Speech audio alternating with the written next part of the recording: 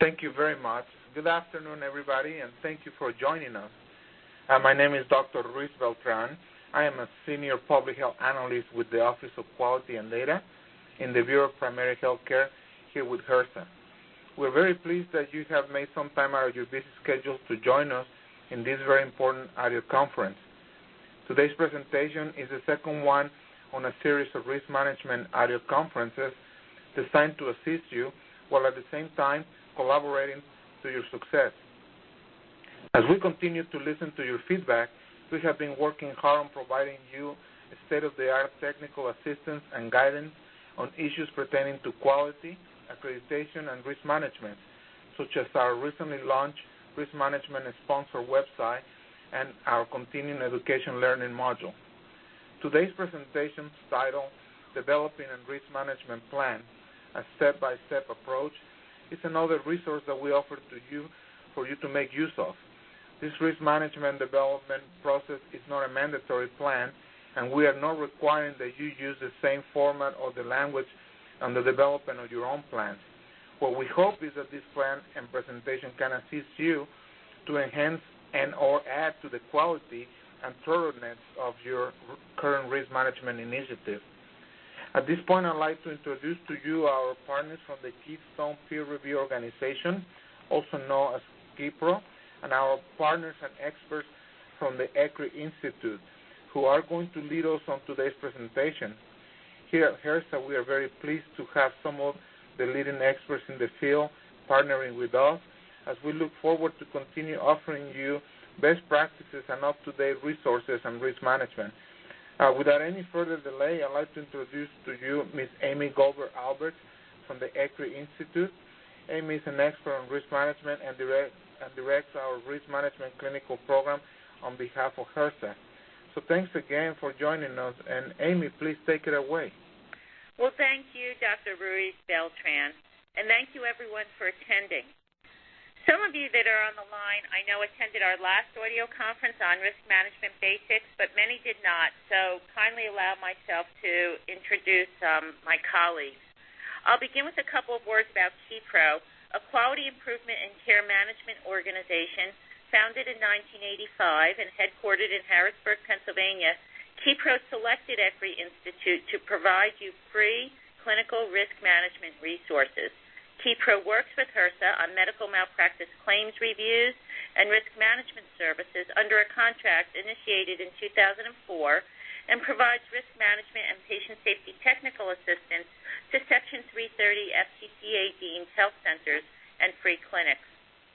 We hope you had the opportunity to download or print the slides that were sent to you with the call-in information. Just in case you did not, on your next slide, for those who have it in front of you, in the middle of the screen, you see that, in the middle of the slide, you see there's an email address. If you do not have the handouts or you do not have the risk management plan, it's not an email address, pardon me, a website. If you do not have the handouts or the risk management plan yet, you could go to this website and download them. That website address is www.ecri.clinical_RM_program. One more time, I'll read that website, www.ecri.clinical_RM_program. For those of you who do have the slides in front of you, you see on the next slide about ECRI Institute. We're an independent, nonprofit applied research institute which for over the past 4 decades has helped thousands of healthcare organizations across the nation develop patient safety, healthcare quality, and risk management programs to improve patient care. Our approximately 300-person staff is made up of physicians, nurses, patient safety, risk management, and quality professionals, clinical engineers, and others. We're an evidence-based practice center designated by the U.S. Agency for Healthcare Research and Quality, a World Health Organization collaborating center for patient safety, risk management, and healthcare technology, and a federally designated patient safety organization. Since our last audio conference, not only have executive directors been sent an invitation to set up their website password in order to obtain all of the clinical risk management resources, but so have risk managers, chief medical officers, and project directors at your health centers. If you have any questions about your organization's access, please email or call us. Our contact information is provided on these slides, and we'll repeat it later in the program. Throughout this audio conference, we will refer to slide or page numbers in your handout so that you can follow along. I'm now going to turn the program over to Kathy Shostak. Kathy is a nurse with 20 years' experience within the medical malpractice insurance industry and with management experience at the corporate risk management level of a large multi-specialty physician group. Ms. Shostak serves as ECRI Institute's Chief Risk Management and Patient Safety Liaison to the HRSA-funded health centers and free clinics. Kathy? Thank you, Amy, and welcome, everyone. We'll begin on slide 4, where we see objectives for today's audio conference. The intent of today's program is to review the elements of a risk management plan and present to you a roadmap for implementing the plan. This includes the core components for the structure and processes through which risk management actions will be carried out. I will refer to the sample plan available through the Clinical Risk Management website, but because the sample plan is in a Word format for ease of customization, it's best to right-click on the document and choose Save As to download it to your computer. We want to make it clear and echo Dr. Ruiz-Beltran that the model plan is intended as guidance to be adapted consistent with the internal needs of your organization. The plan is not to be reviewed as required by ECRI Institute, KeyPro, or the Health Resources and Services Administration. Toward the end of the program, we'll open up comments and questions and hope that you'll contribute your experiences with developing and implementing your risk management plan. Moving on to slide 5, we'll first address why a risk management plan is an essential part of quality care. A risk management plan is an official written document that demonstrates your health center's or clinic's commitment to managing risks and improving patient safety. Endorsement by the governing body provides authority and responsibility for enacting the plan. The risk manager needs authority to perform the duties and responsibilities outlined in the plan for carrying out risk management activities. Risk management needs to be respected as an important leadership function and one that is everyone's responsibility. A successful risk management plan requires formal recognition and delegation of authority that comes from the very top of the organization, the board, and the executive leadership. This achieves consistency of purpose within the organization and sets the tone for implementation of the plan. The key elements of a risk management plan are listed on slide 6. They include a statement of purpose, authority and responsibility for implementation, goals and objectives, the scope and functions of the plan, administrative and committee structure, and methods for monitoring and improvement. Over the next several slides, we'll review each one. First, on slide 7, a statement of purpose should describe what the plan is designed to do. A common purpose of a healthcare risk management plan is to stimulate actions designed to protect the organization from loss and its patients and staff from harm or injury. For example, under Item 1 in the model plan provided from the Clinical Risk Management website, the statement of purpose is linked to the mission of the organization in the context of risk and safety management. It reads, "The risk management plan is designed to support the mission and vision of the organization as it pertains to clinical risk and patient safety, as well as visitor, third-party, volunteer, and employee safety and potential business, operational, and property risks." Next, as shown on slide 8, the plan should indicate who is authorized to enact the plan. For example, under Item 2.1, Governing Body Leadership, in the sample plan, authorization is given by the governing board to leaders and managers for implementation of the formal risk management plan, and that is documented in board meeting minutes. Just from my own experience in ambulatory care as a risk manager for a large multi-specialty clinic, developing and implementing a risk management plan was a multi-phase process and involved everyone from the board to the boiler room.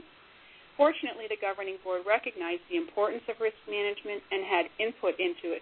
They fully endorsed our formal written plan, which authorized the clinic's leaders, providers, and managers to enact it.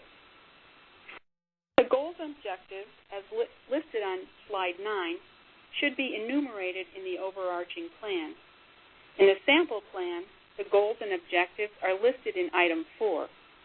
They aim for continuous improvement in patient safety, prevention of errors and harm, minimization of clinical risks and liability losses, support of regulatory compliance and accreditation requirements, and protection of resources. The goals and objectives in the risk management plan for the clinic I was with were very much in keeping with those reviewed on the slide. The scope and functions of the plan included the entire enterprise and pointed to various programs, functions, and departments with which risk management interface. By way of example, take provider credentialing. Our clinic operated in 2 different states. So based on an analysis of liability claims by risk management, we identified a need to ensure that credentialing procedures considered specific licensure, training, and scope of practice for physicians and other providers in those states. By interacting and communicating with a quality staff and credentialing office, we were able to evaluate and strengthen our credentialing process. Slide 10 notes that the risk management plan should describe the scope and the functions of risk management, which spans the entire organization. In item 5.1, the sample plan lists services, functions, and departments with which risk management interfaces. For example, some of the most obvious include provider credentialing, patient satisfaction, event reporting and investigation, patient safety, and quality improvement. Risk management responsibilities for the systems used to carry out these functions should also be included in the plan.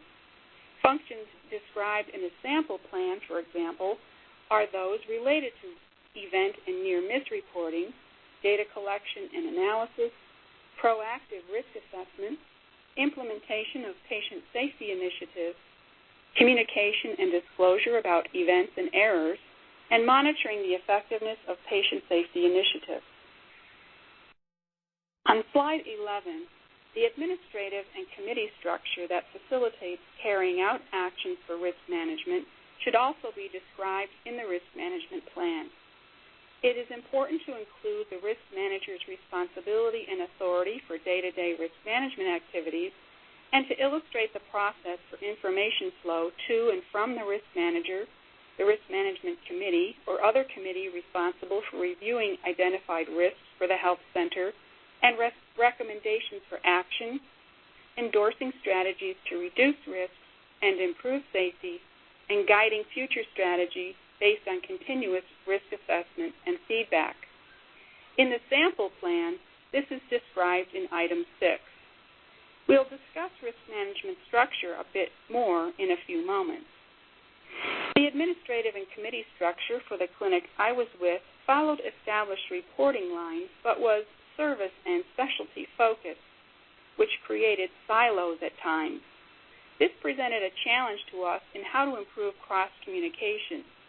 As a risk manager, I sat on the quality committee of the board where I provided a quarterly report and update. However, integration with operational committees was limited, which inhibited communication and feedback.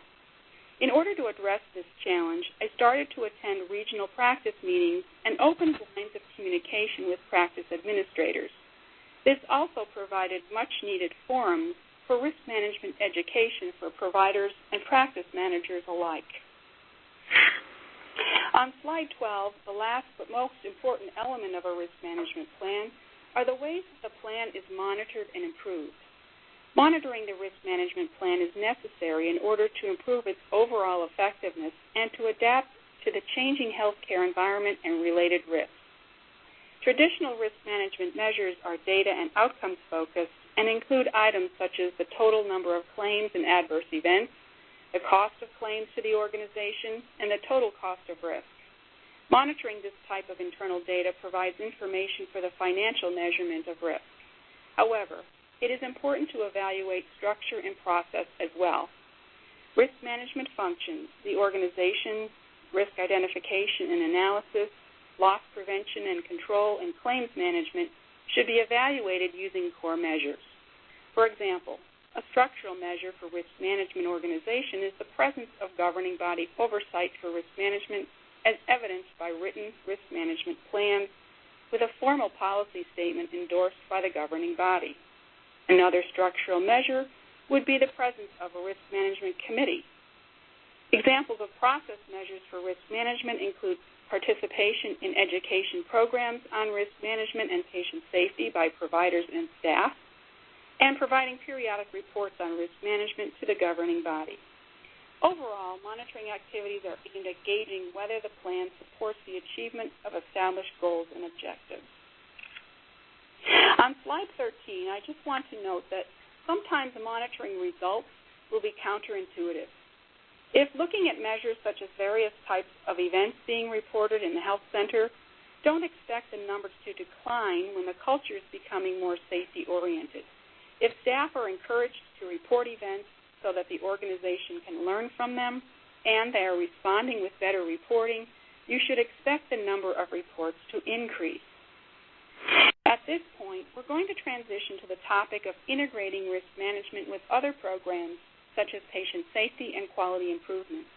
Integration with these other important activities can maximize efficiency because they use similar information, personnel, and systems and have a number of overlapping functions. So with that, I'm going to hand the presentation over to Amy.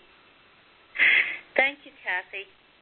On slide 14 is a graphic showing how the functions of risk management and quality improvement overlap in patient safety. Joint Commission standards for patient safety, first issued in 2001, along with the organization's Sentinel event policy, spurred healthcare organizations in all settings to act on recommendations to build better alliances between risk management and quality. As you see in the graphic, there are many overlapping functions, among them provider credentialing, peer review, and patient safety initiatives. Many of you may already have a patient safety plan in place that augments your risk management plan. I won't go through everything on this slide, but you may wish to refer back to it when working with your own risk management plan. Instead, let's take a simple example.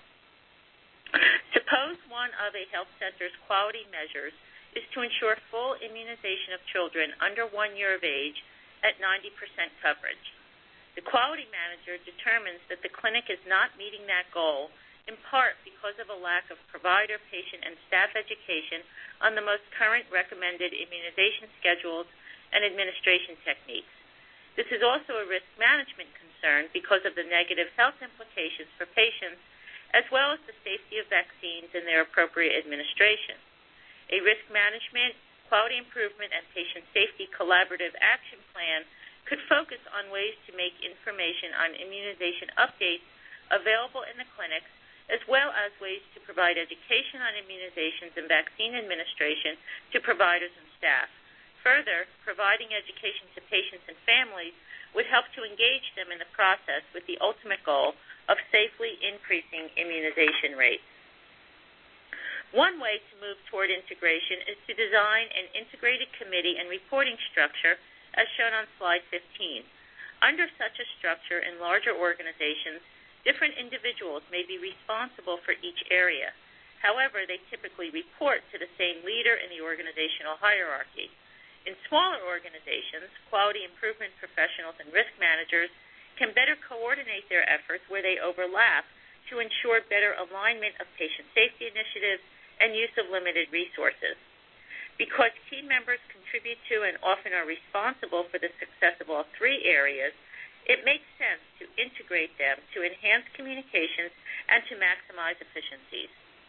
Membership for an integrated committee could include representatives from senior management and operations, physicians and other clinical providers, and other key staff.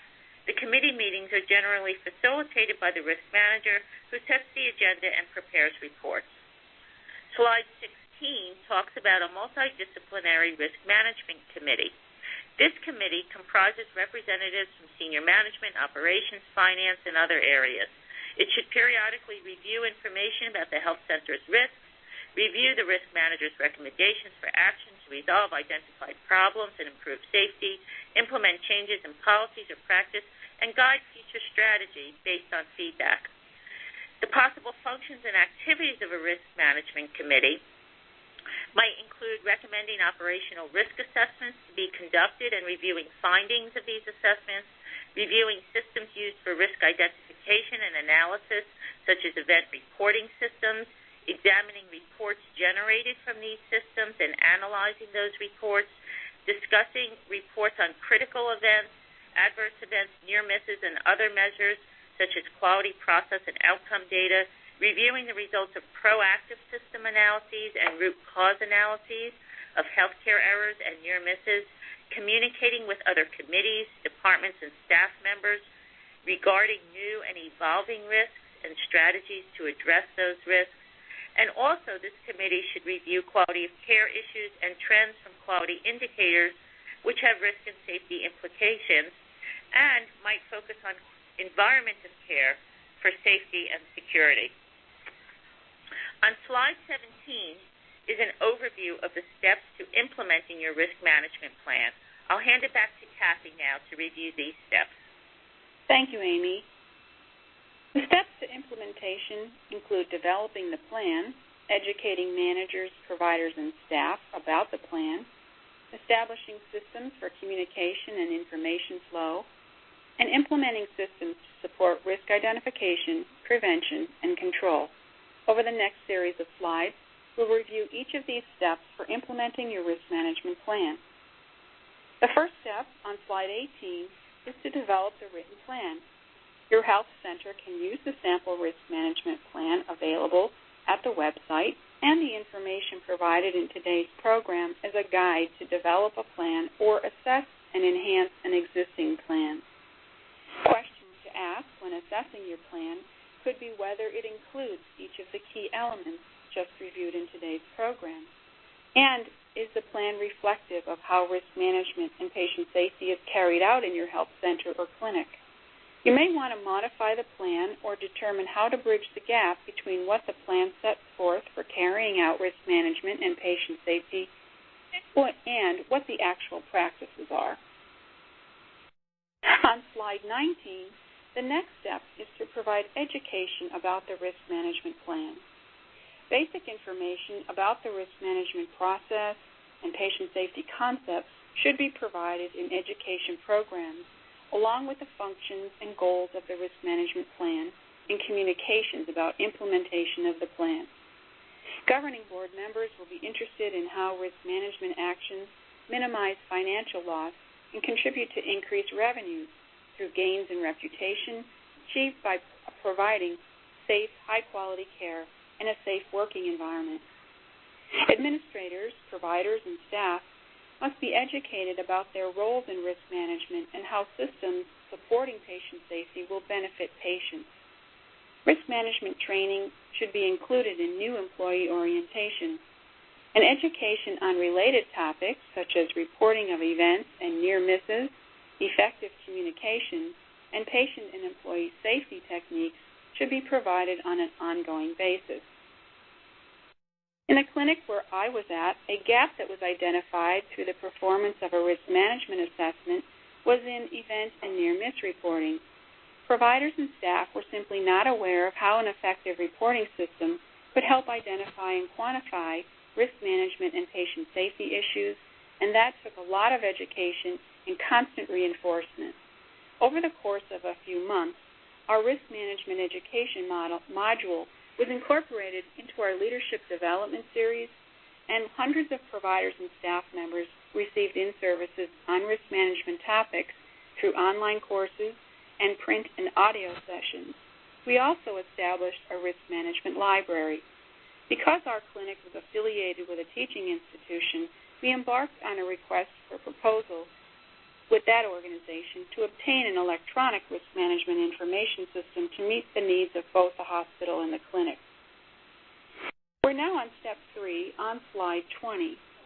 It is advantageous to establish formal systems of reporting to and communicating with other committees, personnel, administration, and the governing body.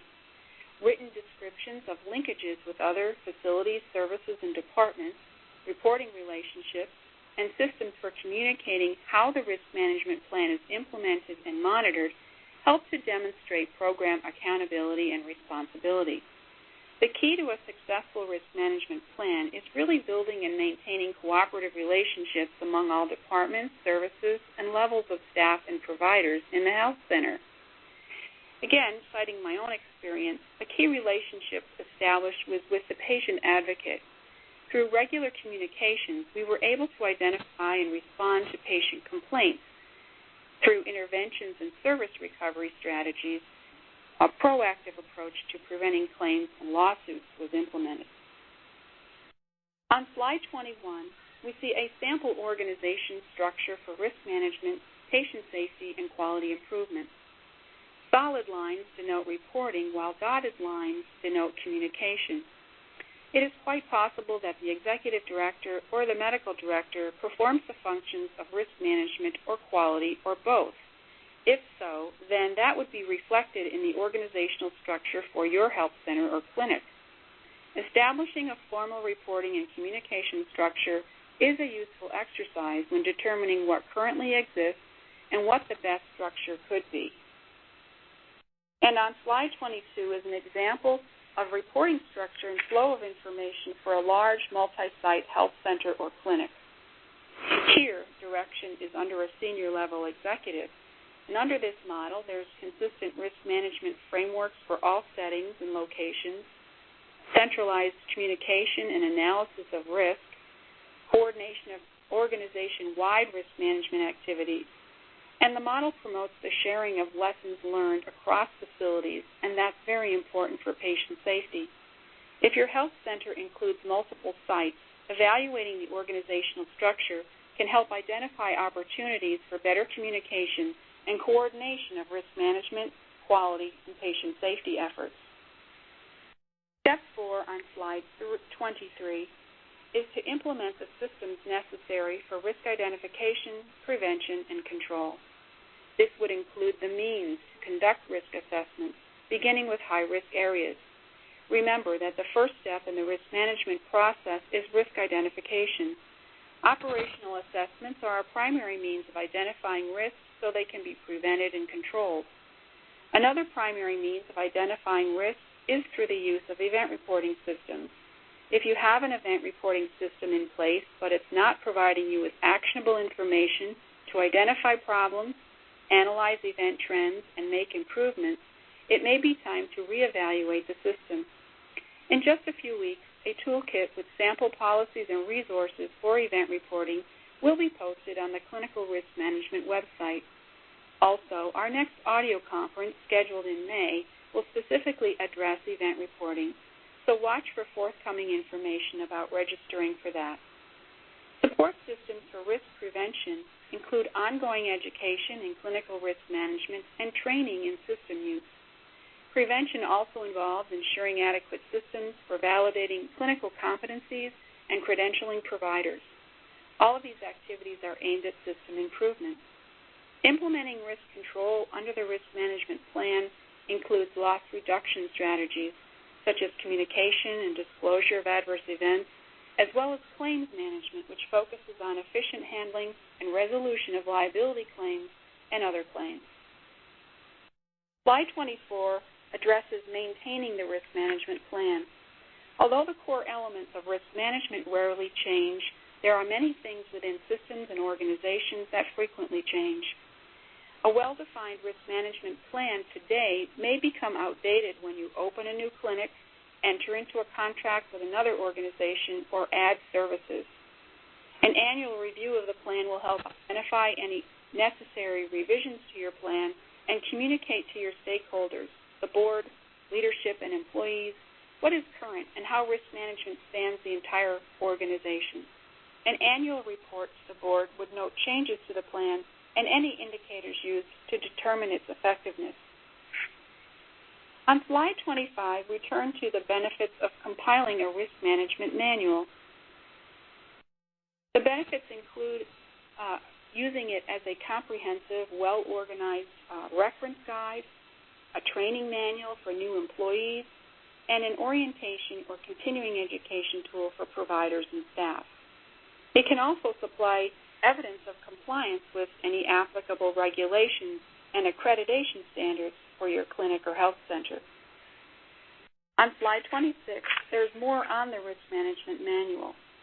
The manual should include a description of the methods for implementing broad policy statements in the plan.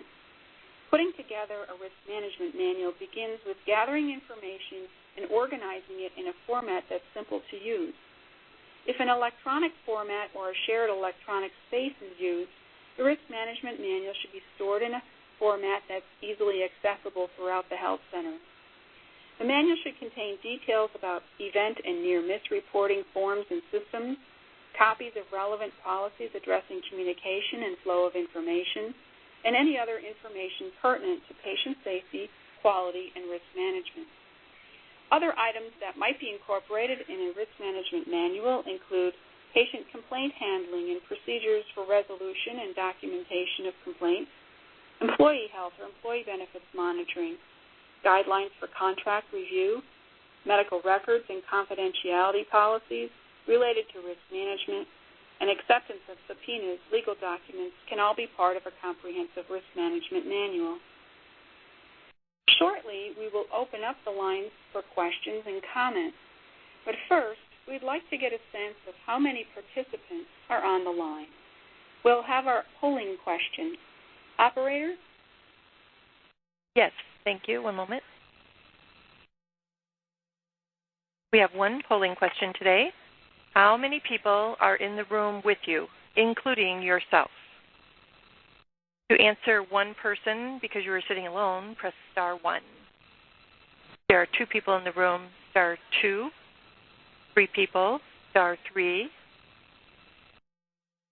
4 people, star 4. 5 people, star 5.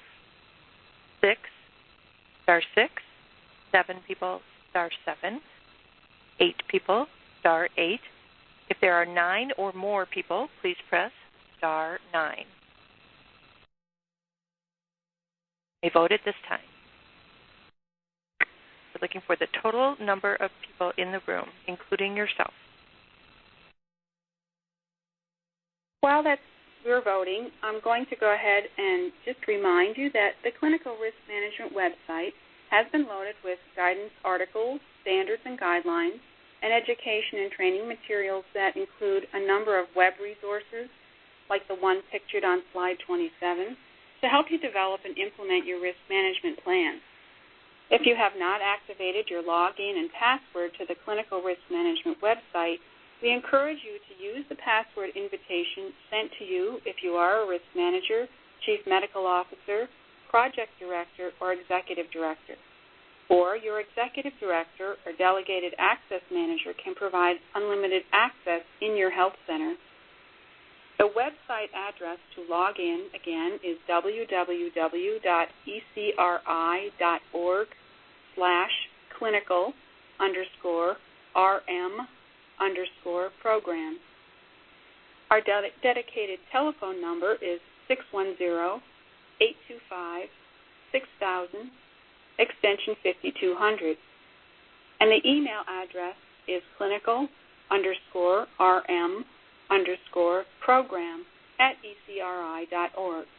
The very last slide in the handout program also lists this contact information.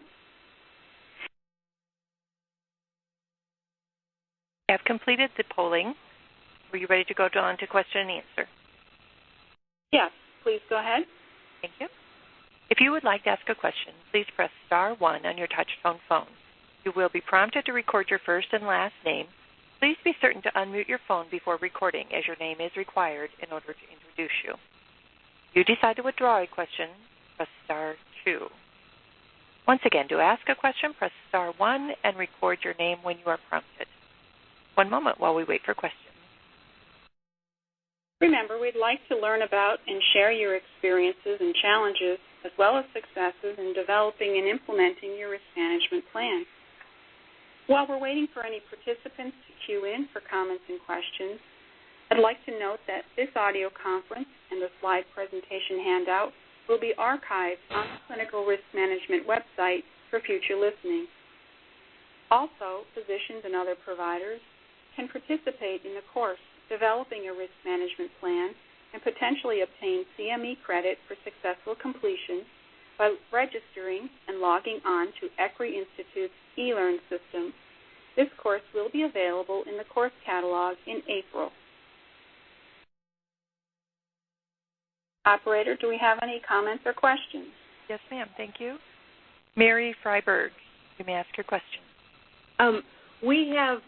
My name is Mary. I'm with a health center in rural Wisconsin. We have a number of different plans that have components of risk management things in each of them. Our corporate compliance plan, our quality improvement plan. What are you encouraging us to create a risk management plan that's independent of those other things?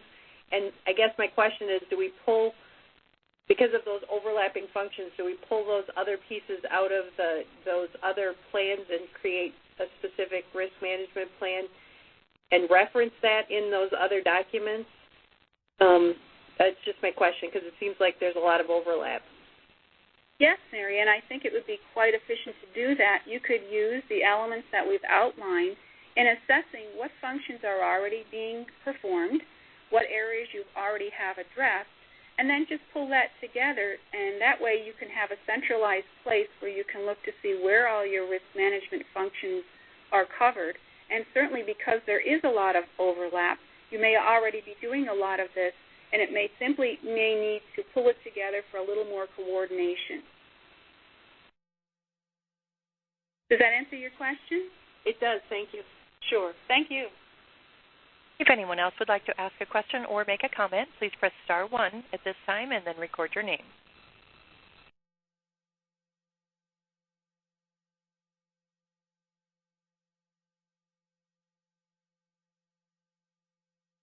Some comments already received prior to the conference included challenges for operationalizing the written plan once the written plan is approved. What I would suggest is that the process for enacting your plan will really depend on the structure of your health center, and because if you've seen one clinic, you've seen one clinic. Education is really key so that everyone understands the importance of risk management to their practice. And along the way, those key relationships can be established through education and through working with individuals to kind of pull it together and decide where your functions are already being performed and what gaps there are. So how you would address those that you find in your process along the way. But identifying channels for communication is important. So how are your key policies and changes in practice, new clinical standards, how are they disseminated in your health center?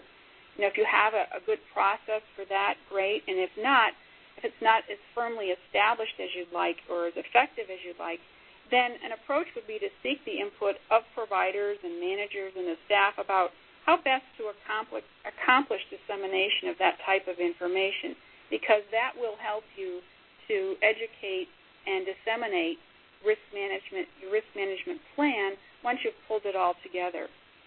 And when people feel that they're part of the development process, they're much more apt to utilize it and support it. This time we have no one else queued up. Well, thank you very much. I'll turn it back over to Dr. Ruiz Beltran for closing comments. Thank you. Thank you very much for such a wonderful presentation. I think that this is just another example how we are making sure that you receive this type of resources. And coming from ECRI, we know that they are state-of-the-art resources, as well as the expert comments that they brought up to the presentation. Thanks again for joining us. If you have any further comments or questions, you should be able to send them to us electronically, and we will answer them. So thanks again, and at this time we